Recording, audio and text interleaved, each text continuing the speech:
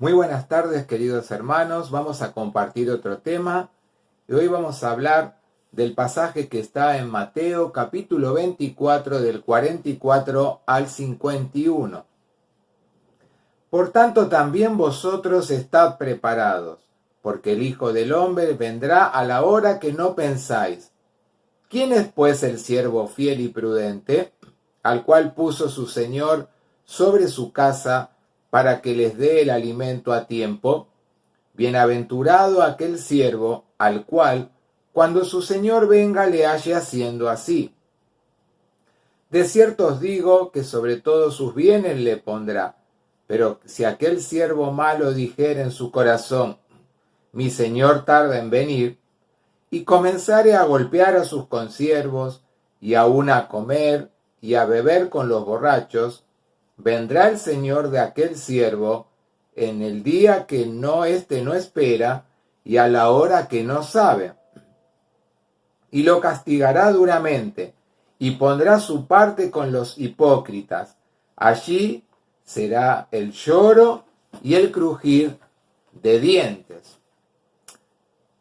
Esta parábola que vamos a compartir hoy la narran tanto los evangelios de Mateo como el de Lucas, y es muy similar la forma en que ellos la narran. Jesús estaba en el Monte de los Olivos hablando con sus discípulos, y allí es donde aparece la pregunta que ellos le hacen a Jesús. Y les dicen, ¿qué señal habrá de tu venida y del fin del siglo?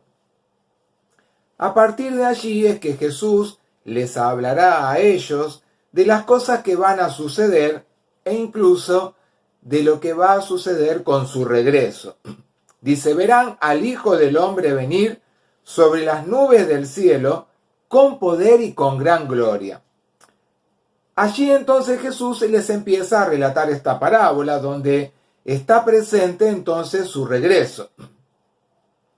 Y les aclara allí que nadie sabe cuándo se va a producir, pero que sí cada uno de ellos, como nosotros en este tiempo, debemos estar preparados. Por lo tanto les dice, vosotros estad preparados porque el Hijo del Hombre vendrá a la hora que no pensáis. Y entonces acá destaca la importancia de vivir estando prevenidos, preparados para cuando llegue justamente el Señor en su segunda venida. Y acá hay un contraste entre dos actitudes que permanentemente se suceden también en nosotros, en los hijos de Dios, en los cristianos, que siempre entran en conflicto. Y vemos a un siervo al que su amo, dice la palabra de Dios, le pone a cargo de su casa en su ausencia.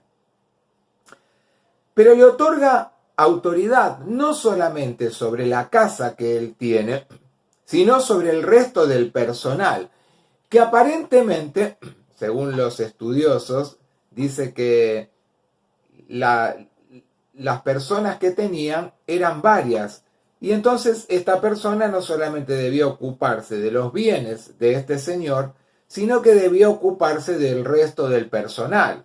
Y no solamente ocuparse, sino que tenía que administrar el hogar, tenía que darle responsabilidades a cada uno con respecto a su trabajo. Y a este siervo no le importa cuándo volverá su amo, pues como si él cumple con atención y con fidelidad, seguro va a estar que al regreso de su señor todas las cosas van a estar en orden, todas las cosas van a estar perfectas, y que seguramente su señor va a poder elogiarlo por cómo él se ha comportado ante su ausencia.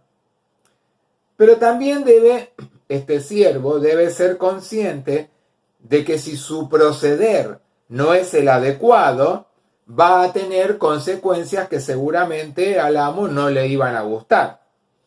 Y en este relato, el siervo aparentemente es como que tiene una conversación interna.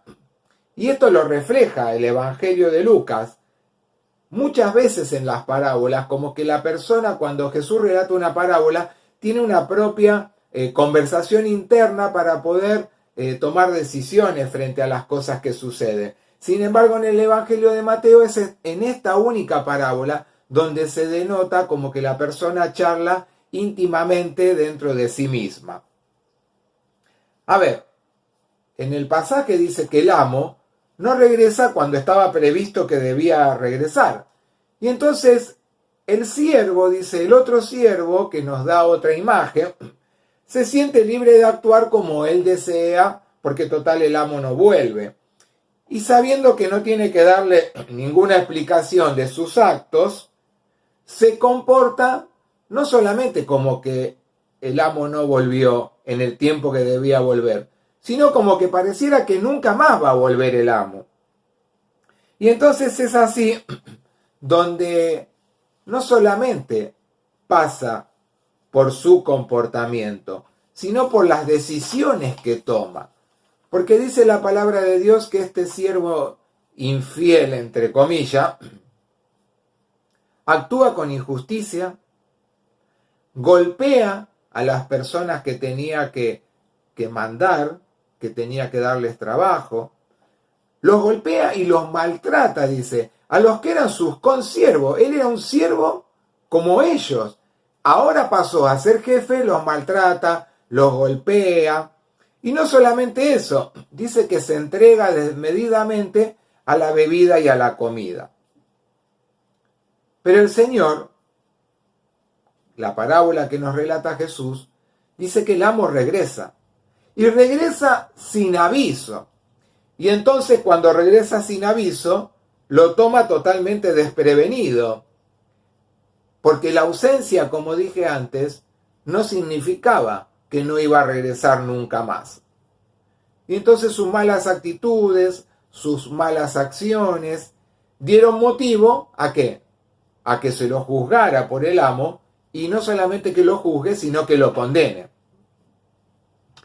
Y las frases que se usan, tanto en el Evangelio como de Mateo como en el de Lucas, son dos, pero que son similares.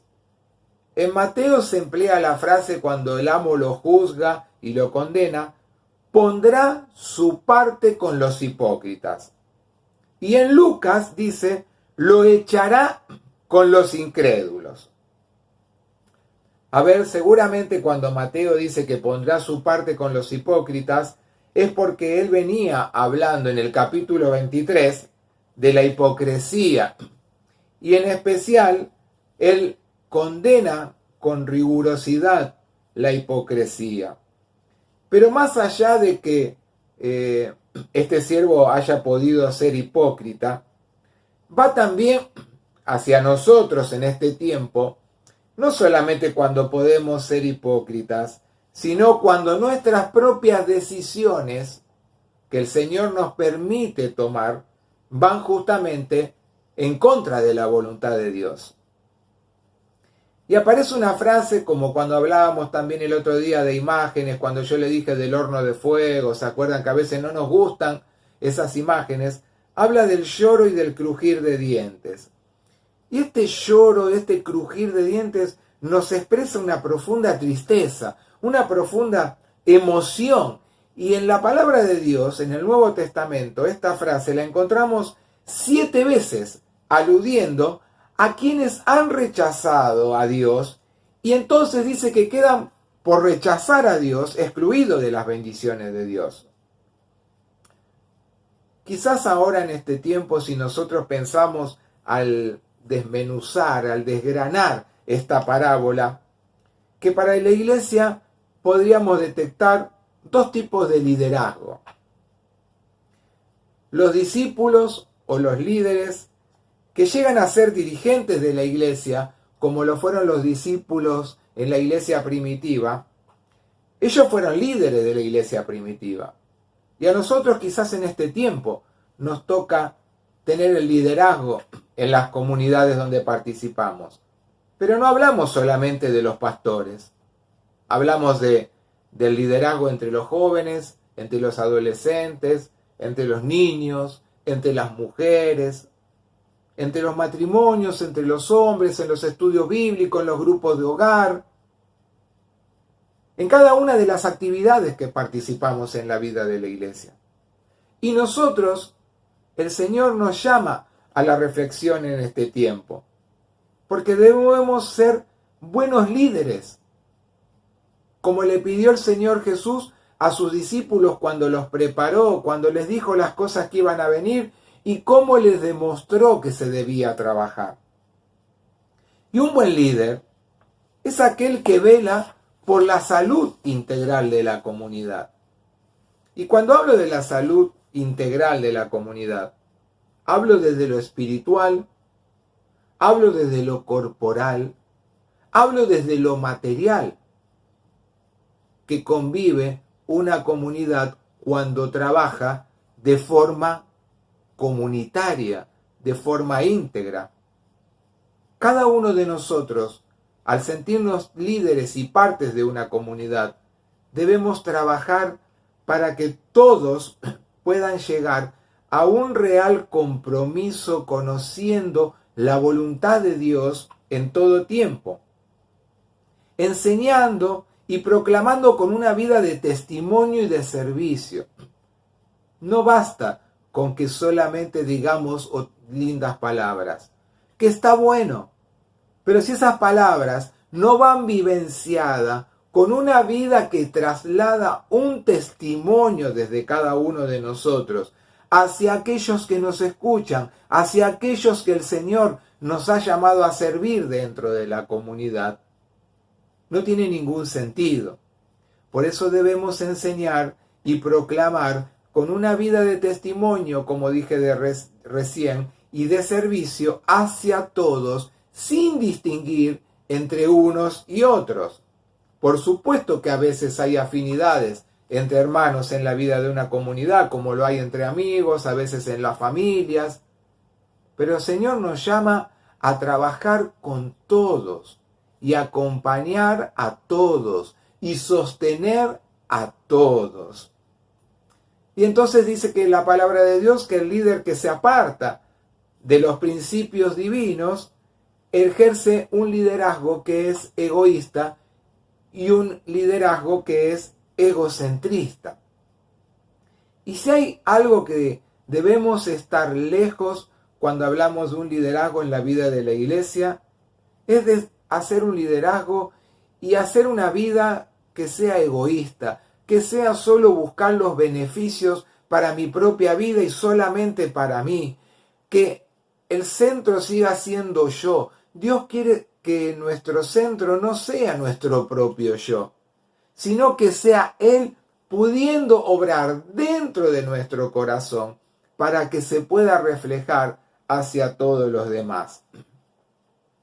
Pero hay una frase, hay un texto bíblico que lo encontramos también, como siempre decimos, unificando lo que es la palabra de Dios desde el Antiguo Testamento hasta completar el Nuevo Testamento, porque la palabra de Dios es una sola. Tiene un mensaje y ese mensaje debe ser revelado en todo tiempo. Y cuando habla justamente de un mal liderazgo, de aquel que actúa en forma egoísta y egocentrista, hay una palabra que es muy dura y que la encontramos en el libro del profeta Ezequiel, en el capítulo 34, los versículos del 2 al 4, y dice así: ¡ay de los pastores de Israel!